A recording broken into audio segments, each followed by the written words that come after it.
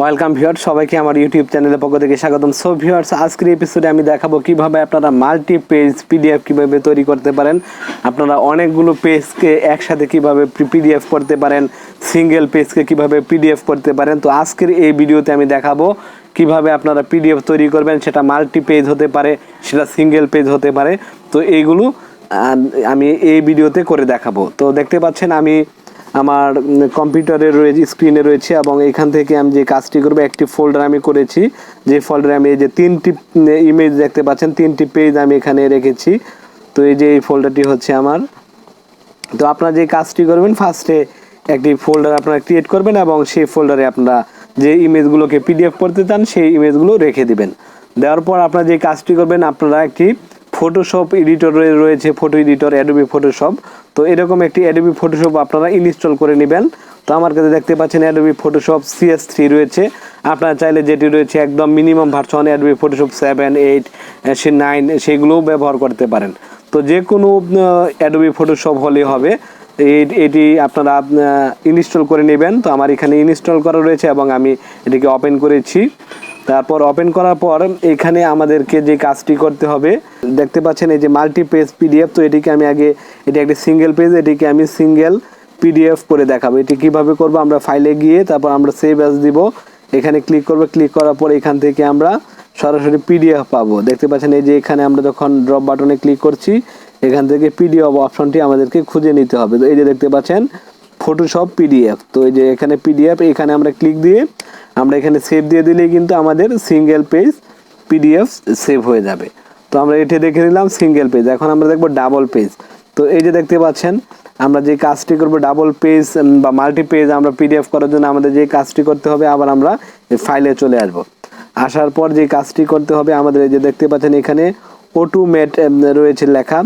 Automate যে অপশনটি রয়েছে, এই অপশনে আমরা এখানে মাউসটি রাখার পর অটোমেটিকলি দেখতে পাবেন যে এই যে এইখান থেকে আরও ড্রপ বাটনে আরও কিছু অপশন চলে আসবে। এখান থেকে আমাদের যে অপশনটি সিলেকশন করতে হবে সেটি হচ্ছে পিডিএফ প্রেজেন্টেশন। সো আমরা পিডিএফ প্রেজেন্টেশন যে অপশনটি রয়েছে এটিকে আমরা সিলেকশন করব। তো এটি সিলেকশন করছি, করার পর দেখতে পাচ্ছেন আমাদের সামনে এরকম একটি ইন্টারফেস শো করবে। তারপর এই যে এখানে লেখা রয়েছে ব্রাউজার। তো এখানে ব্রাউজারে লেখা রয়েছে, আমরা এখানে ক্লিক করব।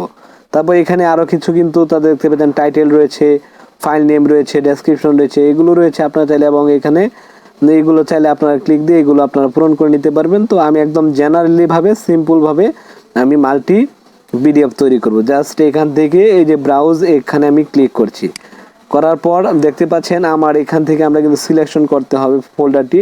তো আমার এখানে অটোমেটিকলি সিলেকশন করা ছিল। আপনারা চাইলে এখান থেকে আপনারা সিলেকশন করে নিতে পারেন যে এখান থেকে আপনার ডাউনলোড বা আপনাদের কম্পিউটার বা ল্যাপটপের সমস্ত ফোল্ডারগুলো চলে আসবে। এখান থেকে আপনারা সিলেকশন করে যেই ফোল্ডারে আপনাদের কাঙ্ক্ষিত ফাইলগুলো থাকবে সেই ফোল্ডারটি আপনারা এখান থেকে ওপেন করে নেবেন।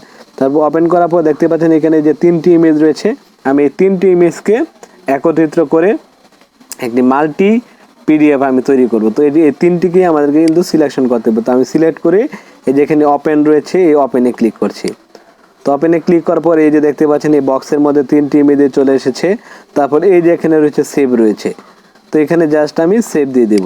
তো সেভ দেওয়ার পর দেখতে পাচ্ছেন এখানে যে মাল্টি পেজ ডকুমেন্ট পিডিএফ। তো দেখতে পাচ্ছেন মাল্টি পেজ ডকুমেন্ট পিডিএফ এখানে কিন্তু চলে এসেছে। জাস্ট আমি এখানে যে কাজটি করব, আমি এখানে জাস্ট ওয়াই দিয়ে দিব, তিনটি ওয়াই দিয়ে আমি এটাকে সেভ দিয়ে দিব। দেখতে পাচ্ছেন এখানে তিনটি ওয়াই দিয়েছি, দিয়ে আমি এখানে সেভ করে দিচ্ছি। এখানে সেভ করে দিচ্ছি। তো দেখতে পাচ্ছেন এই যে এখানে রয়েছে জেনারেল, এখানে দেখাচ্ছে আউটপুটে এরকম অপশন রয়েছে। জাস্ট আমি জেনারেলে সেভ পিডিএফে ক্লিক করছি। আমি কোথাও কিন্তু কিছু অপশনে ক্লিক করিনি, জাস্ট নর্মালিভাবে আমি পিডিএফ করে দিচ্ছি। তো দেখতে পাচ্ছেন এখন কিন্তু যে এখানে কিন্তু আমার সেই ফাইলগুলো এসে ওপেন হচ্ছে আর অলরেডি কিন্তু সেভ হয়ে গিয়েছে। তো আমি আপনাদেরকে ওপেন করে দেখাবো। দেখতে পাচ্ছেন এই যে পিডিএফটি কিন্তু এখানে স্টার ওপেন হয়ে গিয়েছে, এবং আমরা চাইলে কিন্তু এই যে এখান থেকে ফাইল থেকে এসে আমরা কিন্তু দেখতে পাবো যে কোথায় আমার এই ফাইলটি রয়েছে। তো এই যে এখান থেকে আমার ফাইলটি আমি ডকুমেন্টে সেভ দিয়েছিলাম এবং সেটি তিনটি ওয়াই ছিল। জাস্ট আমি এখানে ওয়াই তিনটি আমি লিখে টাইপ করতে পারি। তো দেখতে পাচ্ছেন এই ওপেন, এখান আমি ওপেন করে নিচ্ছি। এটা চার্জ দেওয়ার পর চলে এসেছে। এখন আমি ওপেন করব, ওপেন করার পর দেখব যে কিরকম আকারে এটি হয়েছে।